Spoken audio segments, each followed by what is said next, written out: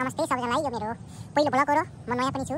तपाईहरुले सहयोग र साथ दिनुहुन्छ भने पूर्ण आश राख्दै हजुर सम्पूर्णलाई धेरै धेरै धन्यवाद भन्दै म तपाईहरुलाई कतारमा हुनुहुन्छ भने यो अलग्राफा भन्ने ठाउँमा छ र यसको नाम रहेछ अलग्राफा पार्क। हामीले यसलाई एयर कन्डिसन एसी पार्क पनि भन्छौँ। तपाईको यहाँ दिउँसो 3 बजेदेखि बेलुका 10 बजेसम्म एसी चल्छ यो पार्कभित्र। एकदम रमाइलो ठाउँ छ।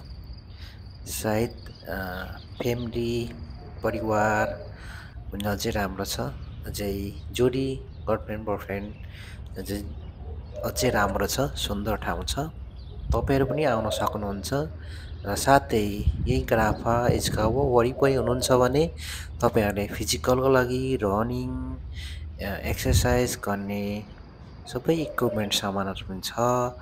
र तपाईहरुले इन्जोय बिहानको शीतल हावासँगै रनिङ जगिङ गर्न सक्नुहुन्छ तपाईहरुलाई। र साथै हेर्नुस् सबै किसिमको सामानहरु छ। र साथै बच्चाहरु खेल्ने फर्म भिल्ला पनि छ। र बच्चाहरु परिवार उनीहरुलाई अझै राम्रो। र साथै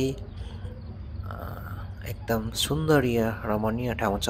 र साथै यो अति नै सुन्दर छ हैन। साथै तपाईहरुलाई भोक लागेको खण्डमा चिया नास्ता स्यान्डविच सबै पाइन्छ यहाँ। तर यो चाहिँ तपाईको बेलुका 3 बजेदेखि बिहान 12 बजेसम्म खुल्ला हुन्छ रेस्टुरेन्टहरु भन्दै धन्यवाद।